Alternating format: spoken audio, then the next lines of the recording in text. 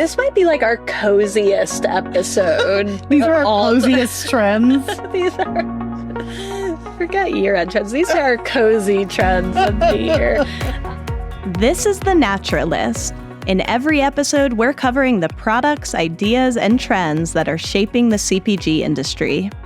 Or that we just really like. I did try a new natural nail polish. Your nails look really nice. Thanks, and I shaped them almond. Oh, they're really shaped. They're growing long. But the nail care category, I've been so fascinated, and hair care, because it's been a little slower to catch up. So is clean nail polish one of our year-end trends? Do we have time to add it in before we go to press? We do still have a print magazine. It's fun that we can still say go to press. Yes. No, it is not one of them, but we do. So we are doing things a little differently this year. I think maybe you're also saying that because last time we did our year-end trends, we did have little martini glasses and we were all glam. We're earlier this year. We are. Because it's important to talk about the biggest trends. Basically what we do is we look at what are the trends that hit this year that we believe are going to take over store shelves next year? So it's really good for planning, thinking about the future. And now is really the time in early Q4 of 2025. It is. Is that right? Are we 2025? Are we in Q4? I have to think about it because, of course, the NEXTY nominations are open now for 2026 NEXTYs. But it's 2025 are all the deadlines. So the deadline is December 1st to nominate for a NEXTY Award 2025. Yes. And then, of course, we'll see a flood of products and likely some new trends that we'll start identifying as we head into the year. But these ones are really strong and they're fun. And there's 10 of them. Yes. And I think we'll talk about all 10, right? Yeah. And what I thought was really fun this year is, obviously, when we create this list of trends, we bring together a lot of different resources. Of course, our experiences at Expo West, at Newtopia now, with the NEXTY Awards from 2025, the great data that we have from Nutrition Business Journal, from the market overview. So we bring together a lot of expertise from all of our editors, all of our team, and then all of these great data inputs, Nutrition Capital Network as well. So it's fantastic. And we kind of take this list and we bring it together. We cut some things, we add some things, we find some products, all the things, right? Yes. I made it sound really easy. It's really hard. No, it got me thinking about the process. It is comprehensive. But what I think is fun this year is that it's really a combination of these are things that we're going to see on shelf now or starting now, or it's starting to grow. And I'm sure next year we're going to see a lot more of. Yeah. And it's fun. Sometimes we do this and then we get to Expo West and we're like, oh, that's been there, done that. But it's just because we've been looking at it. But actually, these things are really new to launch. And new to the consumer. And that's really exciting. And within these trends, there are these kind of bigger themes. I love to talk about some of the macro forces or the things that are really driving our industry forward, relationships and these sort of systems-based approaches to business models that do good. Those are not reflected in these trends. They're kind of reflected in these overarching themes, and we touch on that a little bit in the story and the content that will roll out. But I just want to note that we're always looking at those bigger forces, but we really wanted these to be like very specific product trends that you will see, the consumer will see on shelf, or retailers should be thinking about brands as they're innovating. So they're fun and they're meaningful, and we have 10, which was hard to narrow down to 10. So there are many others that we didn't include. Yeah. It's like trying to pick your favorite child. You can't. That's why I only had one. I'm like, if you can't, that's Ellen. I can't. Sorry, Ellen. I just can't. We love you, Ellen. You are absolutely the favorite. Absolutely Adrienne's favorite child. All right, moving on to trends. Let's talk about soup. No, broth. Broth. This won't be the first time we've talked about broth on this podcast. No, we saw a lot of broths at Newtopia, and we thought it was really exciting because, of course, this is something that's been around forever. People make their soups with it. It's then become sort of this like superfood of sorts. But the types of ingredients we're now seeing incorporated into broths and the kind of function and positioning is what makes it really unique, I think. Yeah. And of course, one of the big hits at Newtopia now that we've mentioned on the podcast before was the Two River Mushroom Broth. It won the Retailer Choice Award at Newtopia now. And fun story, they're coming out with 2 new products in this the coming month. It's a chaga broth. And then I think the other one is maitake mushroom. Did I say that right? Yep. Well, you said it right, but whether it's... And then, of course, we have just a couple of the product examples on the table here today. I mean, Mala Girl was a big hit at Newtopia now. Yes. And they have these great, like you said, super food infused broths that they really talk about using for either sipping or cooking, which I think is kind of cool to use as a base for soups and... Yeah, and I think it's like a really fun manifestation of food as medicine. We've been seeing for years now people talking about the healing powers of food, and this is like such a kind of concrete example of that because people have been like chicken soup for the soul. Oh, yeah, good times. Exactly. Oh, so here we go. Is a fun one. Oh, chaga and maitake with coconut milk. Oh, and just a quick shout out. Meredith Kaufman has a great new article gallery on newhope.com all about 12 different soups to stock for the holiday season. So, or for the holiday season, for the soup season. I'm in soup mode. Oh, I am too. We had like one cold day, and I wear 4 coats, and yeah, exactly. Get the slow cooker, the heat on. Okay, so what else do we have then? We started off hot with broths. Let's go cold. Let's go cold. Let's go real cold. Brr. Should we talk about all that great frozen dairy? Yes, and to kind of frame it, dairy, organic dairy specifically, and of course natural and organic, but organic.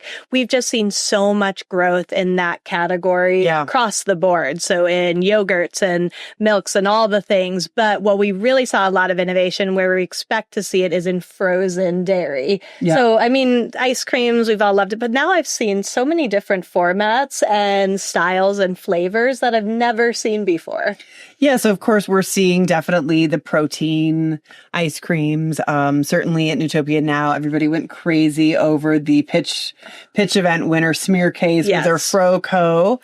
And then there was the the Greek frozen yogurt from Chara that was great which has probiotics and it has protein as well.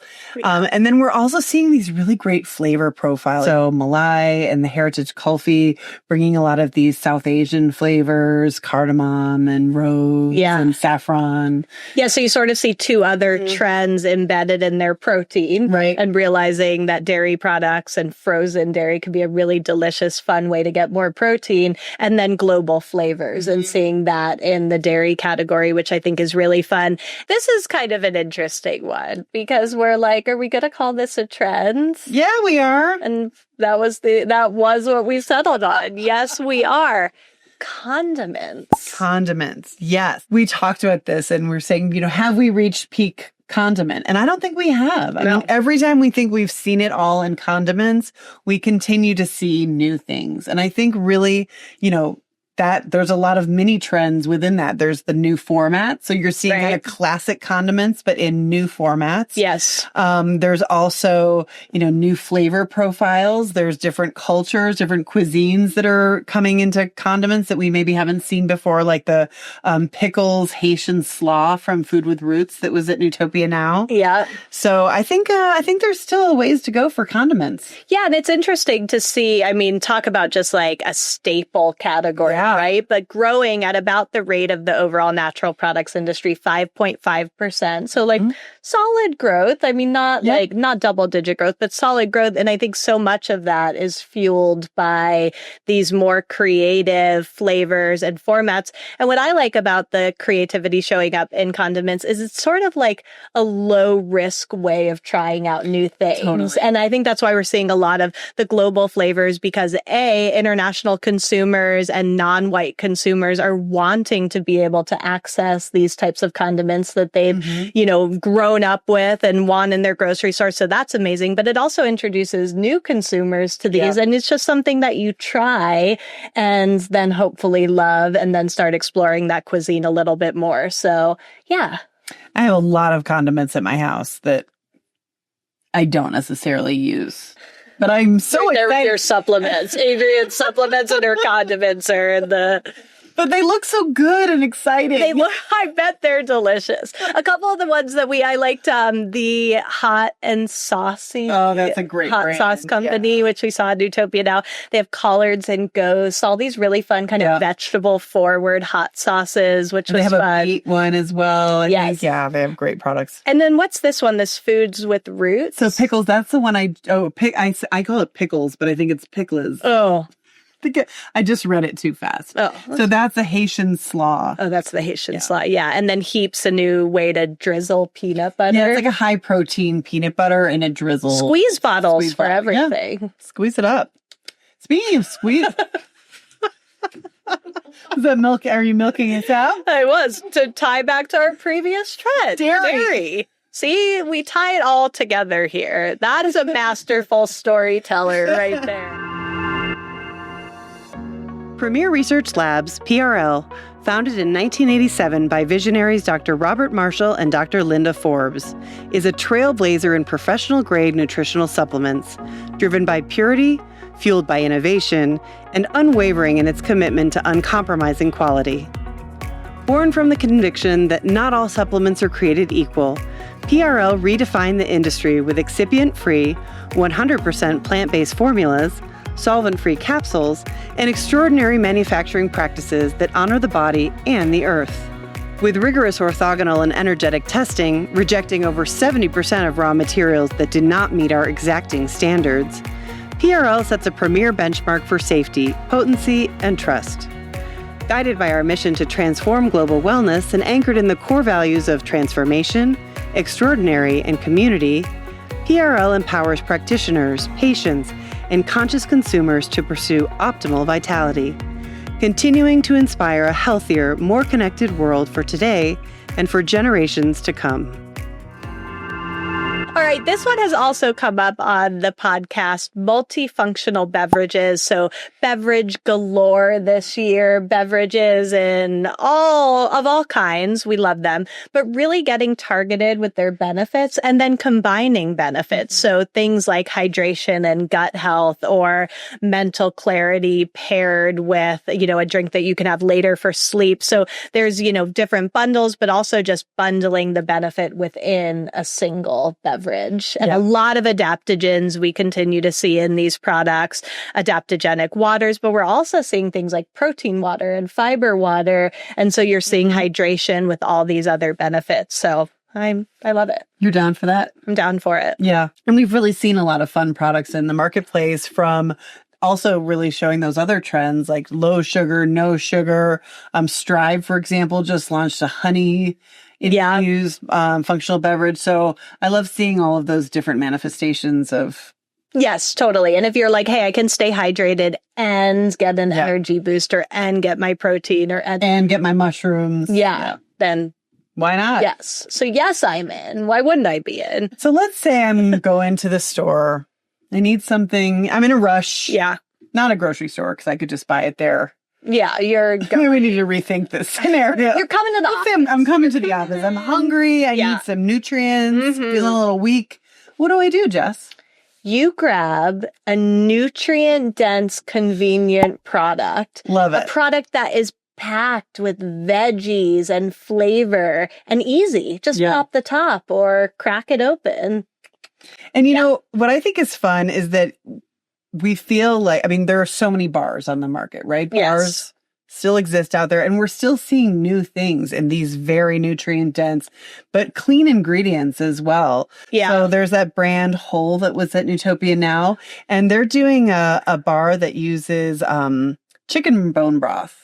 Oh, yeah. So it's really clean ingredient, really short list of ingredients. That's so interesting. Chicken bone broth, peanuts, dates, oats, honey, and cacao.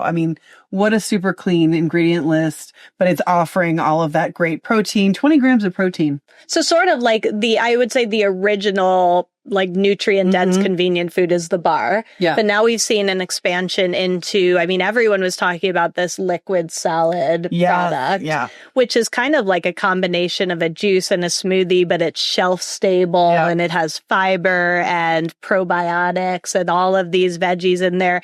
And I think why people responded to it is because it's like so simple and they're just thinking, if I can get this many nutrients quickly and it can taste good, like I will do that. So certainly in juices, smoothies, all of that, but I'm just excited to see what's next in terms of people thinking about nutrient dense. We also saw it in the frozen category. Yeah. Everyone was talking about lupini, protein packed pizza. That's so good. Because it could also be in, I would consider frozen foods convenient foods, and they're using the crust, as a way to sneak in those extra nutrients. And 54 grams of protein, which is crazy. So for the whole pizza?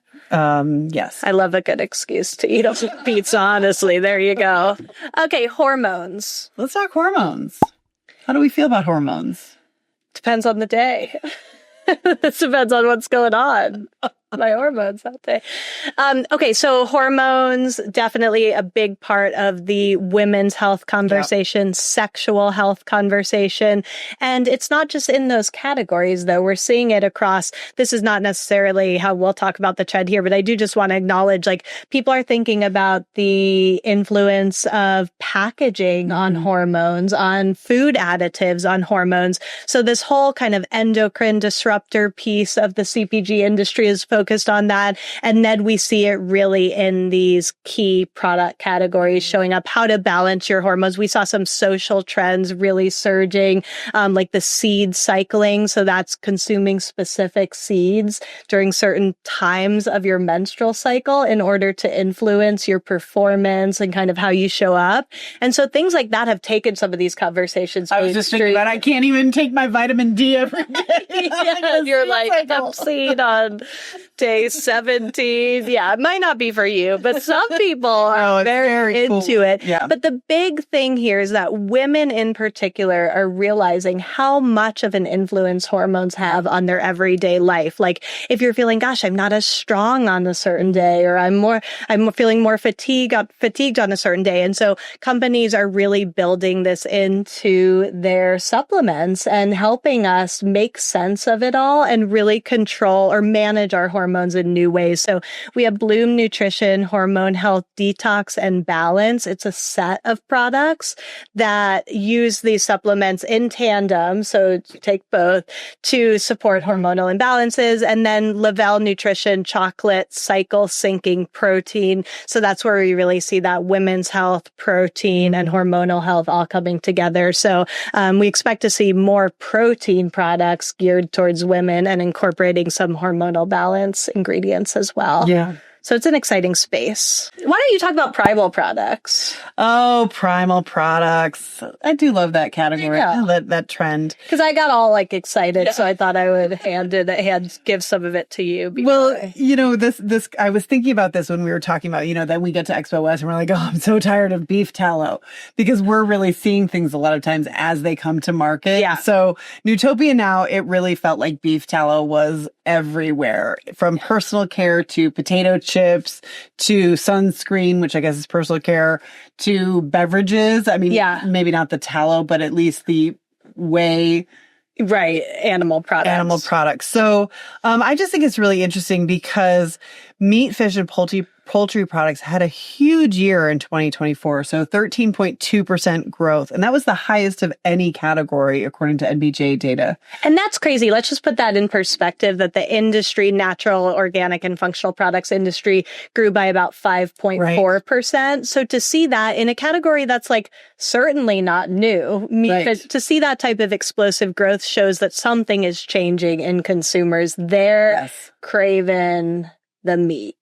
Well, and we're certainly seeing, what you think of as meat products, like the Singing Pastures, these great beef sticks that have beef bone broth in them as well. So you're seeing a lot of really clean, regenerative meats. But then we're also seeing it's not just animal products showing up in meat. It's also the tallow. It's the whey. It's all kinds of different I'm not going to call them sub-products, byproducts. No. Yeah, just sort of How do we say this? But yeah, the unexpected categories where animal products are showing up. We talked about the protein water. I had not seen the sunscreen before. So the Sky and Soul face and body sunscreen, which uses tallow. So you're right. It's kind of everywhere. Yeah. And I think in these applications, there's certainly skin benefits, but it's also like, how do we scale these responsible supply chains and make use of all right. I mean, it's also a food waste story. Yeah. And then if you look at a product like My Neighbor's Tallow, which was the NEXTY finalist at Newtopia now for personal care, on each jar of their product, their skincare product, it says the farm, the ranch, where that tallow was sourced from. So it is also a food waste story. It's kind of that nose to tail. And we're really seeing that across categories right now, which is cool. It is cool. Yeah. Yeah. Primal, baby. Okay. There's a couple of things happening in the natural beauty space. While we talked about nails, the nail camera is not on. I did just want it up. I basically brought it up so I could show off my nails. Okay. They look amazing. It's fine. But a couple clean beauty categories.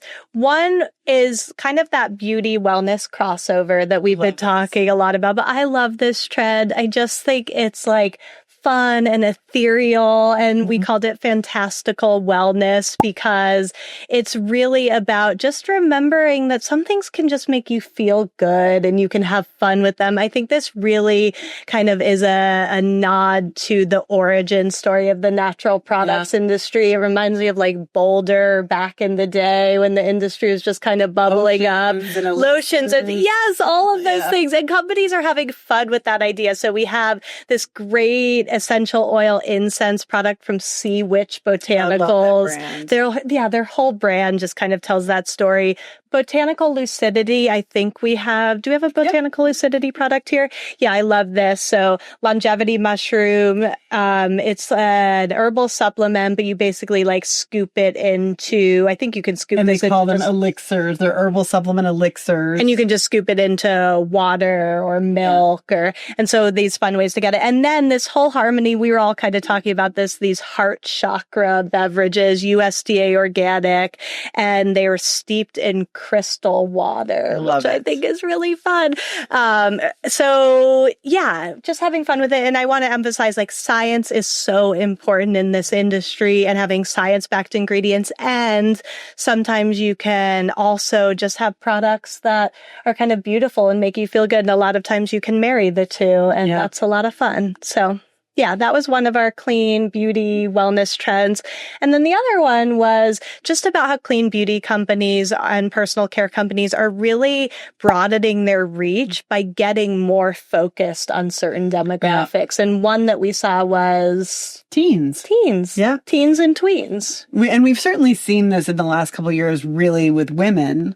Of course, I mean, so much of the beauty industry already targets women, but I love this kind of specific demographic. And I was talking to one of the founders from one of these companies, and she was saying, there's so much talk now on TikTok and on social media about how younger and younger women are going to Sephora and having their beauty routines and doing all these things. So they're really trying to create products that are super clean, that are age appropriate, and that target these audiences in a clean, not inappropriate way, I guess. And as a mother of an 11-year-old girl, I really appreciate that. And I love it. I love the idea of creating healthy routines earlier. I think it was like a little controversial, especially when you're looking at young girls and tweens in particular, like marketing to them or getting them using more products at such an early age. But I actually think in this context, it's really powerful because it empowers young people to make decisions that are better for their health, and even self-care and teaching about self-care and feeling good and mental health and all of those things earlier on. And then we also see it expanding into, more men's product, more products for people of color. So there's really important demographics here that I think all of this is helping to lead to this 6.7% growth of the natural and organic personal care industry, which is actually more significant than the natural products industry overall. So you're seeing higher growth rates for that. And I think part part of it is the diversification of the category. Yeah. I mean, I wish I had had products like this really adorable lollipop. This is so cute. Oh. I was all about Wet and Wild when I was Wet and Wild. Then I wore this. I put this hair dye on called Pizzazz. Ooh. It washed out, but I wanted to look like Karen from Bananarama. So dating myself right now. But anyway, I wish I'd had these are fun and clean. And yes, that is amazing. And then this Just for Teens line. And then, of course, we've talked about the Bump Serum, which is for men of color. And all of these are great products. Yeah, absolutely. Are we down to just our last one? Is this it? Oh my gosh, this is the end. But this really feels appropriate for what we were talking about before, soup weather and that cozy kind of fall. We're just getting a little fall weather in Boulder this week. So this one is, we call it Home Sweet Homemade. And we're really looking at kind of how consumers want the best of both worlds. They want these artisanal, very home cooked, tasting things, but they also want them to be convenient. They also don't want to have to make it. They also don't have to make it. Like I could. Clean ingredients, healthy, and delicious. Yeah. And so we are seeing so many more people returning to eating at home. Right. And that's a big part of it too. So this company, I loved seeing them at Newtopia long weekends with their, are they freeze dried? Yeah, I think they're just add water. Yeah, freeze dried real food ingredient soup for a piping hot bowl of cozy. Did you write that? Maybe. I like that. And then the carbonara, which is that's the carrot pasta sauce. Yeah. Mm-hmm. And so then here you also see a lot of real ingredients, real food incorporated, and the flavor profiles are just incredible. We've seen it with beans, soups, these pickled and fermented products. Which is a very nostalgic or kind of retro traditional product as well. Pickles, fermented things, soups. This might be like our coziest episode. These are our coziest trends. These are, forget year-end trends. These are our cozy trends of the year. No, but I think also these products just make us feel good. They're good for you, but they make you feel good. And I love that this industry brings that out. It's just makes us feel something. Well, and that's one of the things that you talk about a lot, which I love, which is that feeling of joy. I mean, that's really something that I think so many brands are trying to bring to their products, whether it's through their packaging or their messaging or their mission. And we really feel that. And I think we all need a little joy right now. We all need a lot of joy right now. Bring it on. Bring on the joy. Oh, jinx. Rate and subscribe. If we miss trends, please, we did miss trends, of course. There's so many. Let us know your favorite trends of the year and the ones that you think will dominate shelves in 2026. And that was Send us your favorite soup recipe. Yes. Or your or just a soup product. Or just the soup. Yeah, just the soup.